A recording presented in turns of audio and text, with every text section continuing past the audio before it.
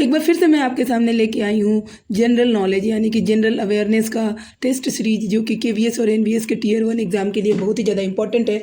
तो चलिए इसको फटाफट स्टार्ट करते हैं और इससे जुड़ी सारी एक्सप्लेनेशन को भी समझते हैं।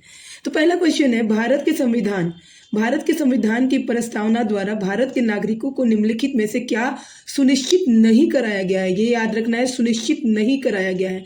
ये हमेशा नहीं, हम लोग कभी कभी छोड़ देते हैं, तो यहाँ पे नहीं है, क्या नहीं कराया गया है। तो देखिए भारत की जो संविधान है, भारत का जो संविधान है और उसकी प्रस्तावना में तो यहाँ पे ऑप्शन क्या क्या दिया है। पहला दिया है राजनीतिक न्याय, दूसरा आस्था की स्वतंत्रता, तीसरा आय की समानता और चौथा व्यक्ति की गरिमा। तो इसमें से क्या सही होगा ये हमें देखना है, ठीक है। तो इसके लिए हमें पहले समझना होगा प्रस्तावना को। तो इसमें हमको सबसे पहले क्या देखना होगा कि इसमें जो सही आंसर होगा वो है कि क्या नहीं दिया गया है, वो है आय की समानता। जी हाँ, आय की समानता भारत के संविधान की प्रस्तावना में नहीं दिया गया है। पर अब क्वेश्चन ये है कि क्या क्या दिया गया है। तो भारत के संविधान की प्रस्तावना में जब हम प्रस्तावना देखेंगे तो उसमें न्याय दिया गया है, न्याय यानी कि जस्टिस, ये जस्टिस दिया गया है। और क्या दिया गया है, स्वतंत्रता दिया गया है, जो कि यहाँ पे दिया है राजनीतिक न्याय, न्याय में आ गया। आस्था की स्वतंत्रता यानी कि स्वतंत्रता हो गया, और इसका हो गया लिबर्टी, ओके, लिबर्टी हो गया। तीसरा इसमें हमारे उसमें दिया गया है समानता मतलब आय की समानता नहीं, लेकिन समानता मतलब इक्वालिटी, लॉ के लिए जो इक्वालिटी होती है वो समानता, नॉट फॉर इनकम। तो समानता यानी कि यहाँ पे हो गया इक्वालिटी हो गया, ठीक है, इक्वालिटी हो गया। और क्या दिया गया है, तो फ्रैटर्निटी यानी भाईचारा, हम क्या बोलेंगे, बंधुत्व, या फिर हम बोलेंगे बंधुत्व या भाईचारा, जिसको हम फ्रैटर्निटी बोलते हैं। क्या बोलते हैं, फ्रैटर्निटी, भाईचारा। तो ये सारी चीज़ें हमारे संविधान में दिया गया है, ठीक है। और जो हमारा संविधान की प्रस्तावना, जो प्रस्तावना का स्टार्टिंग पॉइंट है, जो स्टार्टिंग है, ये हमने हमारे जो हमारा जो संविधान बन रहा था, तो जो संविधान मेकर्स थे, जो जिन्होंने कॉन्स्टिट्यूशन फ्रेमर्स जो थे, मेकर्स जो थे, उन्होंने बहुत सारी चीज़ें बहुत सारे कंट्रीज से अडॉप्ट की। जैसे प्रस्तावना की जो स्टार्टिंग है, we the people of India, ये कहाँ से लिया गया है, तो ये यूएस से लिया गया है, ठीक है, ये यूएस से लिया गया है। और जो यहाँ पे हम देख सकते हैं कि equality, fraternity and liberty, equality and fraternity, ये जो है, ये पार्ट जो है, ये कहाँ से लिया गया है, तो ये फ्रेंच कॉन्स्टिट्यूशन से लिया गया है। फ्रेंच कॉन्स्टिट्यूशन यानी कि फ्रांस के संविधान से इसको लिया गया है। ये बहुत बार क्वेश्चन में पूछा जाता है कि भारत की जो प्रस्तावना है उसमें ये स्वतंत्रता, समानता, बंधुत्व किस कॉन्स्टिट्यूशन से लिया गया है, तो ये फ्रांस के कॉन्स्टिट्यूशन यानी फ्रेंच कॉन्स्टिट्यूशन से इसको लिया गया है। और इसका जो स्टार्टिंग पार्ट है, we the people of India, that is taken from US, ये कहाँ से लिया गया है, तो यूएस से लिया गया है। तो इस तरह से हमारे संविधान की जब रचना हुई तो ये बहुत सारी चीज़ें जो है अलग अलग कंट्री से ली गई थी। चलिए अब नेक्स्ट क्वेश्चन देखते हैं। जो नेक्स्ट क्वेश्चन है वो है बाघ मारा कीट भोजी घटपर्णी मतलब पीचर प्लांट। जी हाँ, पीचर प्लांट। अभयारण्य, कीट भोजी घटपर्णी अभयारण्य मतलब सेंचुरी निम्न में से किस राज्य में स्थित है। तो इसका मतलब ये है कि बाघ मारा पीचर प्लांट सेंचुरी, क्या है ये, बाघ मारा पीचर प्लांट सेंचुरी, ये बाघ मारा पीचर प्लांट सेंचुरी जो है ये किस राज्य में स्थित है, ये हमें बताना है। तो इसमें ऑप्शन है ए मेघालय, फर्स्ट ऑप्शन है मेघालय, दूसरा है गोवा, तीसरा है कर्नाटक, चौथा है असम। तो इसमें जो सही ऑप्शन होगा वो होगा, इसमें जो सही आंसर होगा वो ऑप्शन 1 यानी कि मेघालय होगा। जी हाँ, ये मेघालय होगा। और ये मेघालय में कहाँ पे है, तो ये साउथ, लाइक गारो हिल्स का नाम सुना है, गारो हिल्स ऑफ मेघालय में ये है, साउथ गारो हिल्स, ये साउथ के गारो हिल्स में, साउथ गारो हिल्स मेघालय में है, ठीक है। और ये किस प्लांट के लिए प्रसिद्ध है, तो इस प्लांट को बोला जाता है नेफेंथिस khasiana pitcher plant, okay, khasiana pitcher plant, नेफेंथिस, मैं लिख दे रही हूँ, नेफेंथिस khasiana pitcher plant, okay, नेफेंथिस khasiana pitcher plant के लिए ये फेमस है। मैं उसका पिक्चर भी आपको दिखाती हूँ, ठीक है। इसको लोकली क्या बोला जाता है, तो मी मांग कोसी, लोकल भाषा में इसको बोला जाता है मी मांग कोसी, मी मांग कोसी, या इसको घोस्ट बास्केट भी बोला जाता है, घोस्ट बास्केट। ठीक है, ये इसको लोकल लैंग्वेज में बोला जाता है घोस्ट बास्केट, मी मांग कोसी, या इसका जो साइंटिफिक नेम है वो है नेप्थेनिस खासियाना पीचर प्लांट, और इसको लोकल लैंग्वेज में बोला जाता है मी मांग खासी, और इसको घोस्ट बास्केट भी बोला जाता है। This is the picture of pitcher plant. अब देख सकते हैं कि ये है हमारा यहाँ पे ये, तो ये हमारा है, ये क्या है, बाघ हमारा पीचर प्लांट सेंचुरी का पिक्चर है। तो यहाँ पे इस को प्रोटेक्ट करके रखा जाता है। चलिए अब नेक्स्ट क्वेश्चन देखते हैं। तो नेक्स्ट क्वेश्चन है, निम्न में कौन सा भारत के पश्चिमी तट पर स्थित एक शहर या नगर नहीं है? पश्चिमी तट पर कौन सा स्थित ये शहर या नहर नहीं है, नगर नहीं है, शहर या नगर नहीं है? तो ऑप्शन 1 है कारवार, दूसरा है सूरत, तीसरा है मंगलौर, चौथा है गोपालपुर। तो कौन सा पश्चिमी तट पर स्थित नहीं है? ठीक है, पश्चिमी तट पर स्थित नहीं है, तो इसका जो ऑप्शन होगा वो क्या हो जाएगा? ऑप्शन होगा ऑप्शन 4 गोपालपुर। गोपालपुर जो है ये कहाँ पे है? ये ओडिशा में है।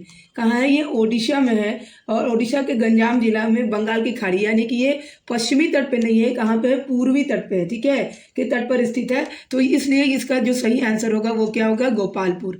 ठीक है, सूरत और कारवार कर्नाटक का पार्ट है, तो ये थोड़ा सा पश्चिमी तट पर ही जाएगा। मंगलौर ऑल्सो कर्नाटक में है, सूरत जो है महाराष्ट्र में है, ये उड़ीसा जो है ये पूर्वी तट पे जाएगा, इसलिए ये जो है पश्चिमी तट पर स्थित नहीं है। कारवार और मंगलौर पश्चिमी तट पर ही है, तो इसलिए गोपालपुर एकदम सही आंसर होगा। इसके बाद का जो क्वेश्चन है वो है, निम्न में कौन सा स्थान तांबे की खान के लिए प्रसिद्ध है? ये यहाँ पे दिया है कुछ जो कि तांबे की खान के लिए प्रसिद्ध कौन सा स्थान है, बताना है हमें। पहला है गया, दूसरा है खेतड़ी, तीसरा है क्योंझर, और चौथा है सतना। ठीक है, तो इसमें कौन सा जो है वो तांबे की खान के लिए प्रसिद्ध है? तो इसमें जो होगा वो हो जाएगा हमारा खेतड़ी। यस, खेतड़ी जो होगा वो तांबे की खान के लिए बहुत ज़्यादा प्रसिद्ध है। खेतड़ी जो है वो तांबे की खान के लिए प्रसिद्ध है, और ये खेतड़ी कहाँ पे है? तो खेतड़ी जो है वो राजस्थान में है। कहाँ है? ये राजस्थान में है। खेतड़ी जो है वो राजस्थान में है। खेतड़ी के अलावा बहुत सारा जगह जो है वो तांबे की खान के लिए प्रसिद्ध है, जैसे खेतड़ी तो हो गया, उसके बाद है मलांज खंड। यस, मलांज खंड जो होगा एमपी में, या बालाघाट हम बोल सकते हैं, बालाघाट ये कहाँ है? एमपी में है। यहाँ से बहुत ज़्यादा आयात होता है किसका? तांबे का। और सिंह भूमि, यस सिंह भूम हम बोलेंगे, सिंह भूम ये कहाँ पे है? तो ये झारखंड में है, झारखंड में। तो ये भी क्या है? तांबे के लिए बहुत ज़्यादा फेमस है। तो पर इस क्वेश्चन में जो खेतड़ी है वो बिल्कुल सही आंसर होगा। चलिए नेक्स्ट क्वेश्चन देखते हैं हम। तो नेक्स्ट क्वेश्चन हमारा है कि जो सिंधु घाटी, नेक्स्ट क्वेश्चन है, सिंधु घाटी सभ्यता का कौन सा स्थल भारत में स्थित नहीं है? तो और ऑप्शन में दिया है, पहला कालीबंगा, दूसरा राखीगढ़, तीसरा लोथल, और चौथा मोहनजोदड़ो। तो इसमें से जो सही ऑप्शन है वो है मोहनजोदड़ो। मोहनजोदड़ो क्यों नहीं है? क्योंकि ये कहाँ पे है? ये अभी प्रेजेंट पाकिस्तान में है। कहाँ पे? ये प्रेजेंट पाकिस्तान में है। ठीक है, पाकिस्तान के क्षेत्र में है, और ये लरकाना डिस्ट्रिक्ट में आता है, लरकाना डिस्ट्रिक्ट में आता है। ठीक है, डिस्ट्रिक्ट में आता है, ये पाकिस्तान में है, सिंध डिस्ट्रिक्ट है, और सिंध पाकिस्तान में आता है, सिंध के क्षेत्र में है। ठीक है, और इसको क्या क्या बोला जाता है? तो इसको ओएसिस ऑफ सिंध भी बोला जाता है, और गार्डन ऑफ सिंध बोला जाता है। इसको हम क्या बोल सकते हैं? गार्डन और ओएसिस ऑफ सिंध बोला जाता है, क्योंकि ये सिंध में है, सिंध बोला जाता है। और इसको माउंड ऑफ डेड भी बोलते हैं, माउंड ऑफ डेड यानी मृतकों का टीला। ये बहुत बार क्वेश्चन हर बार आता है, तो ये माउंड ऑफ डेड भी बोला जाता है, या मृतकों का टीला भी बोला जाता है। ठीक है, इसको किसने खोजा था? तो राखल दास बनर्जी ने खोजा था। ठीक है, और कब ये खोजा था? तो ये 1922 में खोजा था। ठीक है, ये 1922 में खोजा था। तो ये बात तो हो गई हमारे मोहनजोदड़ो की। पर इसके अलावा जो यहाँ पे दिया है कि राखीगढ़ी, तो राखीगढ़ी कहाँ पे है? तो राखीगढ़ी जो है वो कहाँ पे? हरियाणा में है। क्या पे? हरियाणा के हिसार डिस्ट्रिक्ट में है, हिसार डिस्ट्रिक्ट में है। यस, हिसार हरियाणा के हिसार डिस्ट्रिक्ट में है, जो कि अभी यहाँ पे है? इंडिया में। उसी तरह से अगर हम बात करें कालीबंगन की, कालीबंगन, तो ये कालीबंगन हमारा कहाँ है? तो कालीबंगन मैं इधर लिखती हूँ, कालीबंगन, या फिर मैं कालीबंगन जो है हमारा, नीचे लिख के बता देती हूँ मैं।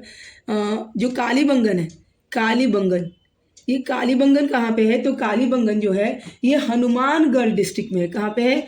हनुमानगढ़ डिस्ट्रिक्ट। ये हनुमानगढ़ डिस्ट्रिक्ट में है और कहाँ पे, ये राजस्थान में है। कहाँ पे, राजस्थान। ये हनुमानगढ़ डिस्ट्रिक्ट ऑफ राजस्थान में है, ठीक। और ये घग्गर रिवर के किनारे पे है, घग्गर रिवर के किनारे है हमारा।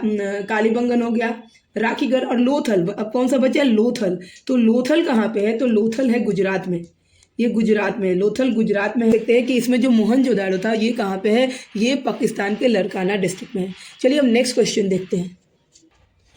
तो जो नेक्स्ट क्वेश्चन है वो है अपस्फीति। अपस्फीति की स्थिति में क्या होता है, तो जो पहले हमें अपस्फीति क्या है पहले, तो अपस्फीति किसको कहते हैं, इसको कहते हैं डिफ्लेशन। डिफ्लेशन, ठीक है। ये किसका अपोजिट होता है, तो इन्फ्लेशन।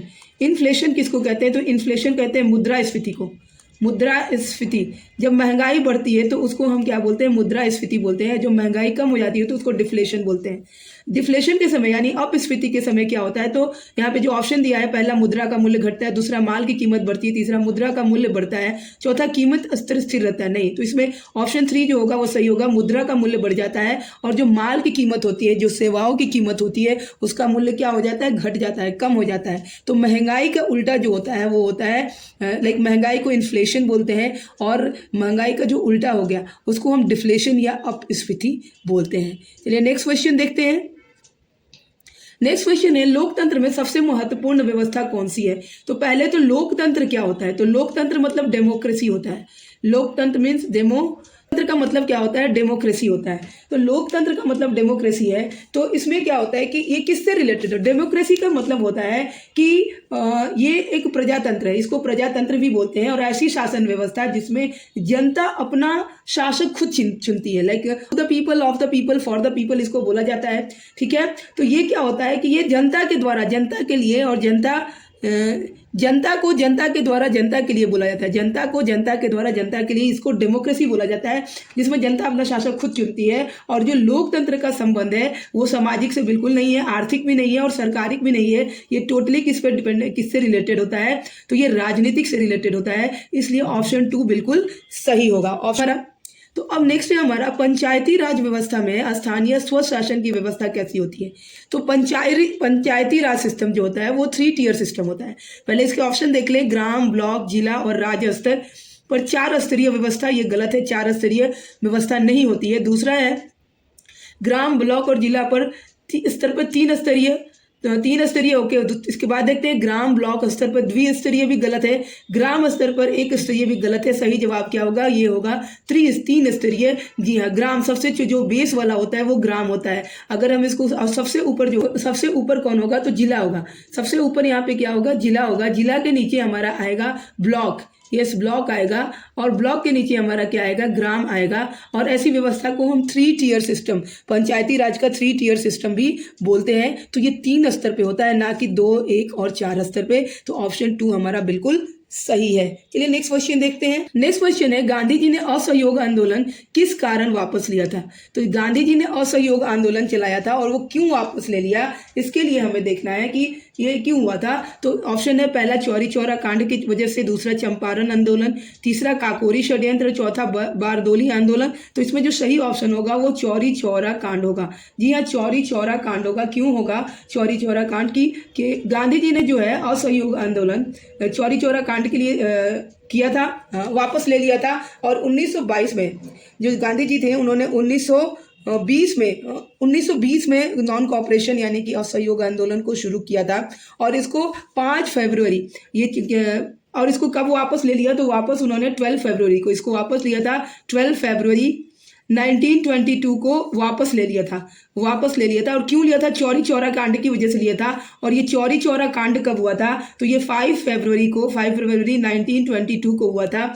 और ये कहाँ पे हुआ था, तो ये उत्तर प्रदेश के गोरखपुर के साइड, लाइक गोरखपुर के ऋतु में हुआ था। और ये गोरखपुर के पास हुआ था, चौरी चौरा नाम का जगह है, वहाँ पे हुआ था। इसमें क्या हुआ था कि कुछ भारतीय जो थे, जो बहुत ज़्यादा आक्रोशित थे ब्रिटिश से, सरकार से, तो उन्होंने एक पुलिस चौकी को वहाँ पे जाके आग लगा दिया था, जिसमें करीब 22 पुलिस कर्मचारी जो थे वो जिंदा जल गए थे। तो जिसकी वजह से गांधी जी जो थे बहुत ही आहत हुए, क्योंकि वो क्या चाहते थे, वो नॉन वायलेंस चाहते थे और यहाँ पे वायलेंस हो गया था। इसलिए उन्होंने कहा कि हमें अपना असहयोग आंदोलन यानी कि नॉन कोऑपरेशन मूवमेंट जो है वापस ले लेना है। और उन्होंने 12 फरवरी फरवरी 1922, 12 फरवरी 1922 को विदड्रॉ कर लिया। उन्होंने क्या किया? विथड्रॉ कर लिया, ठीक है, उन्होंने वापस ले लिया अपना नॉन कोऑपरेशन मूवमेंट। और ये कांड चौरी चौरा कब हुआ था? तो 5 फरवरी 1922 को हुआ था। चलिए हम next question, non cooperation movement की चंपारण आंदोलन जो था, चंपारण आंदोलन के बारे में भी हम जान ले। तो चंपारण आंदोलन जो था ये बिहार के चंपारण जिले में हुआ था।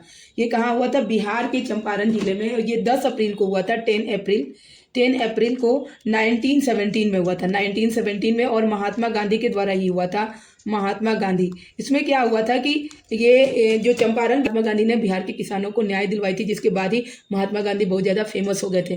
काकोरी षड्यंत्र जो था, काकोरी षड्यंत्र ये 9 अगस्त को हुआ था, 9 अगस्त 1925 को हुआ था। और इसमें क्या हुआ था कि यहाँ पे जो एक ट्रेन जो थी वो शाहगंज से लखनऊ जा रही थी। यस, लखनऊ जा रही थी, जिसको कि काकोरी रेलवे स्टेशन पे रोक के लूट लिया गया था। काकोरी ट्रेन, इसीलिए इसको काकोरी आंदोलन षड्यंत्र बोला जाता है। जिसमें किसने किसने पार्टिसिपेट किया था और ये किसके द्वारा हुआ था? तो ये हिंदू रिपब्लिकन एसोसिएशन द्वारा हुआ था। हिंदू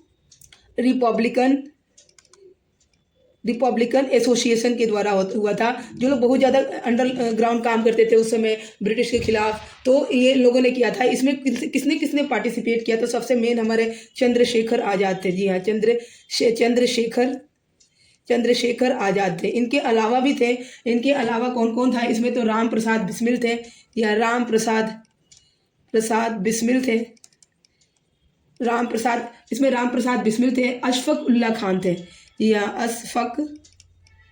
अशफक उल्ला खान थे, इसमें अशफक उल्ला खान थे। और कौन था? तो राम प्रसाद बिस्मिल थे, चंद्रशेखर आज़ाद थे, अशफक उल्ला खान थे, राजेंद्र लोहरी थे। ओके, और इसमें इन लोगों ने क्या किया था? इन लोगों ने, सब लोगों ने मिलकर शाहजहां से जो ट्रेन जो थी लखनऊ जा रही थी, बीच में उसको काकोरी स्टेशन पे रोक के उसमें डकैती यानी लूटपाट किया था, ताकि वो फ्रीडम स्ट्रगल को सपोर्ट कर सके। उसके बाद हमारा एक लास्ट है बारदोली आंदोलन। बारदोली आंदोलन जो था, वो बारदोली आंदोलन 1928 में हुआ था। ये 1928 में हुआ था, और ये कहाँ? गुजरात में हुआ था। और इसका नेतृत्व किसने किया था? तो सरदार वल्लभ भाई पटेल ने किया था, क्योंकि वहाँ पे जो किसानों को बहुत ज़्यादा कर देना पड़ता था, ब्रिटिश ने उनके ऊपर ज़्यादा कर लगा दिया था, टैक्स लगा दिया था, तो उसके खिलाफ ही आंदोलन था। वल्लभ भाई पटेल की सहायता से ब्रिटिश को क्या करना पड़ा? अंत में अपना कर वापस लेना पड़ा। और इसके बाद ही वहाँ बरदौली की जो औरतें थी, उन्होंने वल्लभ भाई पटेल को सरदार की उपाधि दी। तो यहाँ से इतने सारे क्वेश्चंस बन रहे हैं, जिसको बड़े ध्यान से पढ़ना होगा। चलिए नेक्स्ट क्वेश्चन अब इसके बाद देखते हैं। आता है यह प्रसिद्ध असंभव शब्द मूर्खों के शब्दकोश में पाया जाता है। यह प्रसिद्ध उक्ति किसकी है? तो यहाँ पे ऑप्शन दिया है, पहला हिटलर, दूसरा सिकंदर, तीसरा जूलियस सीजर और चौथा नेपोलियन। तो इसका जो सही जवाब होगा वो होगा नेपोलियन। इसका जो सही जवाब होगा वो क्या होगा? इसका जो सही जवाब होगा वो होगा नेपोलियन, क्योंकि नेपोलियन ने कहा था कि असंभव शब्द ही डिक्शनरी में नहीं है, अगर ये है तो सिर्फ मूर्खों की डिक्शनरी में है। और जो नेपोलियन था पूरा विश्व को जीतने निकला था, वो उसने कहा था कि मैं पूरे विश्व को जीतूंगा। और किसी ने उनको कहा था कि आपके हाथ में वो रेखाएं नहीं है, तो उन्होंने क्या किया था? अपने हाथ में चाकू से वो रेखा बना दी थी। बोला था कि देखो, क्योंकि असंभव शब्द मेरी डिक्शनरी में नहीं है, ये मूर्खों की डिक्शनरी में पाया जाता है। तो ये जो उक्ति है वो किसने कहा था? ये नेपोलियन ने कहा था। चलिए नेक्स्ट क्वेश्चन देखते हैं। रेयान के स्रोत कौन से हैं? रेयान क्या होता है? रेयान एक फैब्रिक है। जो रेयॉन है, ये रेयॉन जो है ये क्या है? ये एक तरह का फैब्रिक है, और ये सिंथेटिक फैब्रिक है। जो ये रेयॉन एक फैब्रिक है, जो कि इसको कहाँ, इसके सोर्स क्या है वो हमें देखना है। तो ऑप्शन 1 है कोयला, पानी और हवा, दूसरा है पॉलिस्टर और कपास, तीसरा है कास्ट का गुद्दा, और तीसरा है पीईटी यानी कि पॉलीथीन और टेरीफेथलेट। नो, तो ये यहाँ पे जो है ये भी गलत होगा। प्लास्टर और कपास भी गलत होगा, और ये चौथा ऑप्शन भी हमारा गलत होगा। इसमें क्या सही ऑप्शन है? तो वो है कास्ट का गुद्दा। यस, कास्ट का गुद्दा, क्योंकि ये रेयॉन जो है ये सेल्यूलोज से पाया जाता है। सेल्यूलोज जो होता है ये एक नेचुरल पॉलीमर फाइबर होता है। क्या होता है? ये नेचुरल पॉलीमर फाइबर होता है हमारा रेयॉन, ठीक है। और ये वुड पल्प से, सेल्यूलोज यानी कि प्लांट का जो पार्ट होता है, प्लांट का जो बाहर का छाल होता है वो सेल्यूलोज होता है, और उसके अंदर जो गुदाएं होती हैं वुड पल्प, जिसको हम क्या बोलेंगे? वुड पल्प, या फिर कास्ट गुदा, उसको क्या बोलेंगे? कास्ट का गुदा जो यहाँ पे दिया है, कास्ट का गुदा पल्प जो होता है उससे ये रेयॉन फैब्रिक बनता है जो कि नेचुरल फाइबर होता है और ये प्लांट से आता है। तो इसका सही ऑप्शन क्या हो जाएगा, कास्ट का गुदा बिल्कुल सही ऑप्शन होगा। आगे देखते हैं नेक्स्ट क्वेश्चन। निम्नलिखित में से कौन सा राजवंश मौर्यों के बाद आया, मौर्यों के जस्ट बाद कौन सा आया ये हमें देखना है। तो इसमें ऑप्शन 1 है सातवाहन, दूसरा है शुंग, तीसरा है यमन और चौथा है पांड्या। तो इसमें जो सही ऑप्शन होगा वो होगा शुंग। शुंग होगा क्योंकि जब मौर्य वंश खत्म हो रहा था, मौर्य वंश खत्म हो रहा था तो जो पुष्यमित्र शुंग था, पुष्यमित्र शुंग जो था, पुष्यमित्र शुंग जो था उसने ये कौन है, ये फाउंडर है, फाउंडर ऑफ शुंग डायनेस्टी। तो इसने क्या कहता है, ये कौन था, ये सेनापति था, जनरल था, किसका, last ruler of Mauryan empire last ruler of Mauryan empire. और मौर्यन एम्पायर का लास्ट रूलर कौन था, तो बृहद्रथ था, बृहद्रथ। तो पुष्यमित्र शुंग ने उसी समय बृहद्रथ के समय में ही, उसी वो लास्ट रूलर के समय में ही क्या किया, शुंग डायनेस्टी की स्थापना की और मौर्य वंश को खत्म किया। तो ये हमारा बिल्कुल सही ऑप्शन होगा क्या, शुंग डायनेस्टी, जो कि मौर्यों के ठीक बाद आया था। ठीक है, इसके बाद है 70। इसके बाद नेक्स्ट क्वेश्चन हम देखते हैं। नेक्स्ट क्वेश्चन है अप्रतिकारी गैस, वो है अप्रतिकारी गैस का क्या नाम है। अप्रतिकारी गैस का क्या नाम है। ऑप्शन है पहला कार्बन डाइऑक्साइड, दूसरा है हाइड्रोजन, तीसरा है नाइट्रोजन, चौथा है ऑक्सीजन। तो पहले अप्रतिकारी क्या होता है, अप्रतिकारी, अप्रतिकारी का मतलब होता है अनरिएक्टिव या नॉन रिएक्टिव गैस जो होगा। इसमें से कौन सा ऐसा गैस है जो नॉन रिएक्टिव है। तो इसमें जो सही ऑप्शन होगा वो नाइट्रोजन होगा, क्योंकि हाइड्रोजन जो है बहुत ज़्यादा रिएक्टिव होता है, कार्बन डाइऑक्साइड भी और ऑक्सीजन भी। तो इसमें नाइट्रोजन जो बिल्कुल सही होगा, ये अप्रतिकारी गैस में आता है। अप्रतिकारी गैस को और भी हम बोल सकते हैं, लाइक नाइट्रोजन, कुछ गैसेस होती हैं जिनको हम नोबल गैस बोलते हैं, नोबल गैस बोलते हैं। ठीक है, और इनर्ट गैस भी बोलते हैं, इनको हम इनर्ट गैस भी बोलते हैं, जो कि ये रिएक्ट ही नहीं करती हैं नॉर्मल सर्कमस्टांसेस में। तो ये कौन कौन सी हैं, ये कुछ हमारी नोबल गैसेस हैं जिनको हमें जान लेना चाहिए। तो पहला है हीलियम। हीलियम जो होता है ये क्या होता है, ये रिएक्ट नहीं करता है, ये क्योंकि ये नोबल गैस की, हीलियम जो है नोबल गैस की कैटेगरी में, इसको He से हम बताते हैं। दूसरा हम बोल सकते हैं नियोन जिसको Ne बोलेंगे। तीसरा हमारा है आर्गन जिसको हम क्या बोलेंगे, Ar बोलेंगे। उसके बाद है क्रिप्टन को क्या बोलेंगे, Kr। और जेनन को क्या बोलेंगे, Xe। और रेडॉन को बोलेंगे हम Rn। तो ये जो है गैस है, ये क्या है, ये सब की सब इनर्ट गैसेस हैं और नोबल गैसेस हैं जिनके बारे में हमें पता होना चाहिए। ठीक है, उसके बाद हमारा क्या है, नेक्स्ट क्वेश्चन है यौगिक सूक्ष्मदर्शी क्या होता है। यौगिक सूक्ष्मदर्शी यानी कि कंपाउंड माइक्रोस्कोप को क्या कहते हैं, कंपाउंड माइक्रोस्कोप क्या होता है। ऑप्शन ए ऐसा सूक्ष्मदर्शी जिसमें एक लेंस होता है, नहीं बिल्कुल नहीं। ऐसा सूक्ष्मदर्शी जिसमें लेंसों के 2 सेट होते हैं, एक नेत्राकार लेंस और दूसरा एक नेत्रक होता है। तीसरा है ऐसा सूक्ष्मदर्शी जिसके लेंस अवतल होते हैं, नहीं। ऐसा सूक्ष्मदर्शी जिसके लेंस उत्तल होते हैं, ये भी नहीं। तो इसका ऑप्शन 2 जो होगा बिल्कुल सही होगा, ऐसा सूक्ष्मदर्शी जिनमें लेंसों के 2 सेट होते हैं, एक नेत्राकार लेंस और दूसरा एक नेत्रक होता है। तो ये बिल्कुल सही होगा। चलिए नेक्स्ट क्वेश्चन देखते हैं। पानी में क्या होने पर उसे भारी पानी कहा जाता है। अब ये बहुत ही कॉमन क्वेश्चन है, भारी पानी किसको कहते हैं।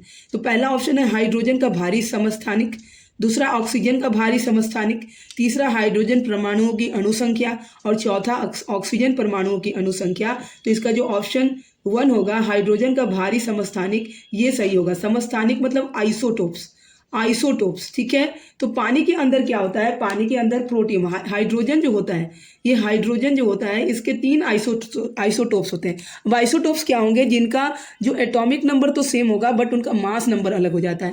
तो हाइड्रोजन के 3 आइसोटोप होते हैं। पहला होता है हमारा प्रोटियम, जिसको हम क्या कहते हैं, प्रोटियम कहते हैं, जो कि पानी के अंदर होता है। और इसको इस तरह रिप्रेजेंट करते हैं जिसमें हमारा एक प्रोटॉन और एक इलेक्ट्रॉन होता है, न्यूट्रॉन नहीं होता है इसमें, नो न्यूट्रॉन नहीं पाया जाता है। इसको हम क्या कहते हैं, इसको प्रोटियम कहते हैं। दूसरा हमारा होता है डाईयूटेरियम, यस, इसको ड्यूटेरियम भी कहते हैं, ड्यूटेरियम बोलेंगे।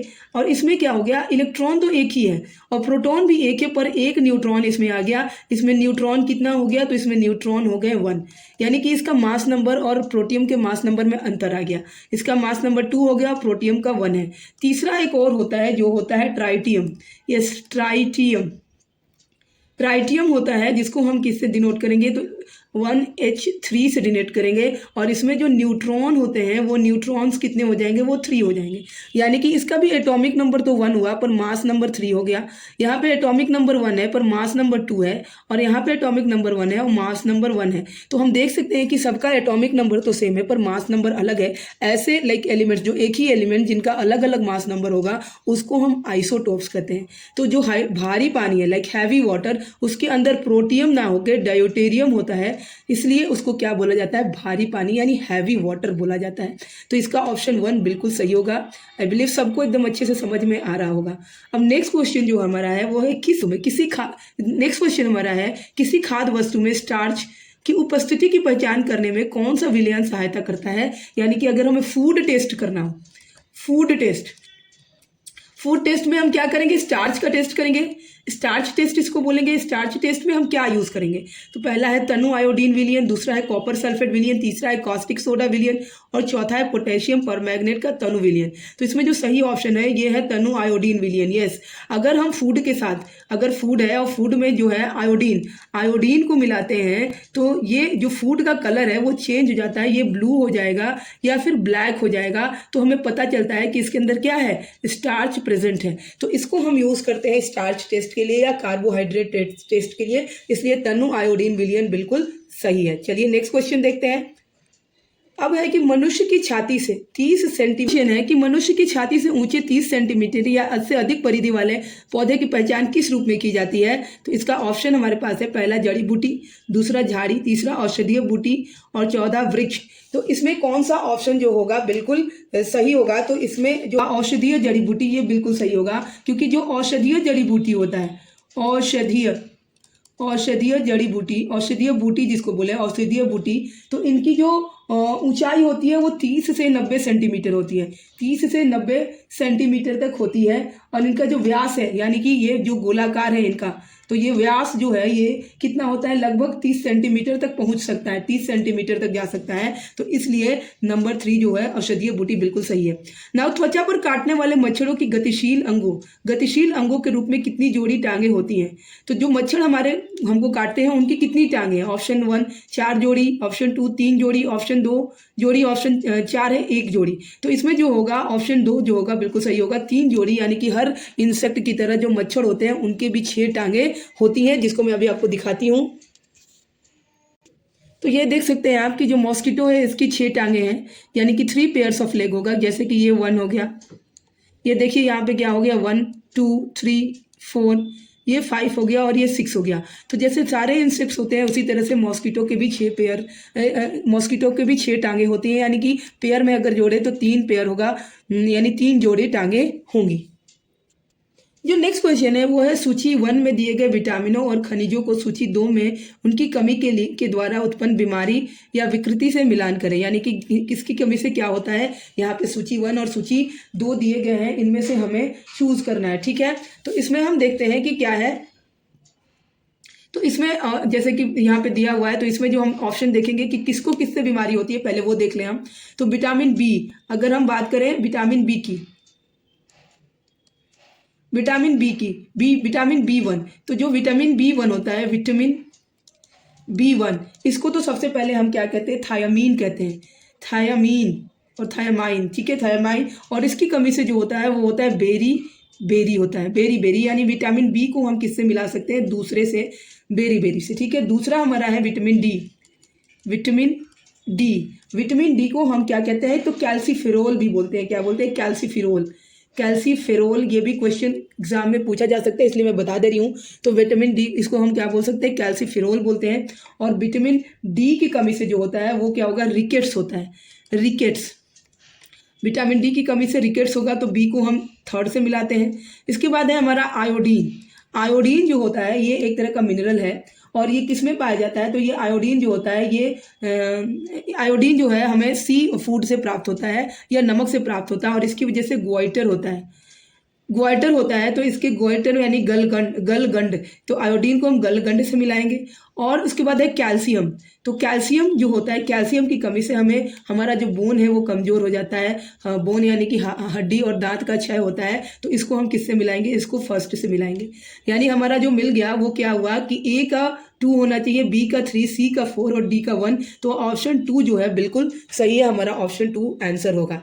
चलिए नेक्स्ट क्वेश्चन देखते हैं। नेक्स्ट क्वेश्चन है, निम्नलिखित में से क्या सही मेल नहीं खाता। इसमें से कौन सा ऐसा है आंसर जो मेल नहीं खा रहा है, में से सही मेल नहीं खाता है, क्या नहीं खाता है, चिपको आंदोलन, एसएल बहुगुणा, ये मेल खाता है बिल्कुल। ये चिपको आंदोलन को एसएल बहुगुणा नहीं किया था, जिसमें पेड़ों से चिपक के इन्होंने पेड़ों को रक्षा की थी। दूसरा है नर्मदा बचाओ आंदोलन, मेधा पाटकर, ये भी बिल्कुल सही है। नर्मदा बचाओ अंदर स्पेशली नर्मदा रिवर के ऊपर जो बांध बन रहे थे, स्पेशली सरदार सरोवर बांध के लिए इसको किया गया था, और इसने किसने किया था, मेधा पाटकर ने किया था। और नर्मदा बचाओ आंदोलन में बाबा आमटे भी थे, ठीक है, तो मेधा पाटकर बाबा आमटे हम बोल सकते हैं। एपिको आंदोलन जो था ये कर्नाटक के साइड में हुआ था, और ये भी पेड़ बचाने के लिए हुआ था, बिल्कुल चिपको आंदोलन की तरह, जिस पी हेगड़े ने इसको लीड किया था, तो ये भी बिल्कुल सही है। इसमें गलत क्या होगा, तो मौन आंदोलन बाबा आमटे, ये गलत है, और इस हिसाब से ये सही आंसर हम मान सकते हैं, ये सही, इसको सही आंसर मानेंगे, जो कि इसमें मेल नहीं खाता है। तो ये रहा आज का हमारा पूरा सीरीज, एक पूरा टेस्ट सीरीज है, ये पूरा एक टेस्ट सीरीज है जनरल अवेयरनेस के क्वेश्चंस का। अगर आपको मेरी वीडियो अच्छी लगी तो प्लीज़ चैनल को लाइक, शेयर और सब्सक्राइब करिएगा, और आगे भी इस तरह के बहुत सारे वीडियो आएगा, तो प्लीज़ चैनल को प्रमोट करिए, सब्सक्राइब करिए, शेयर करिए और लाइक करिए।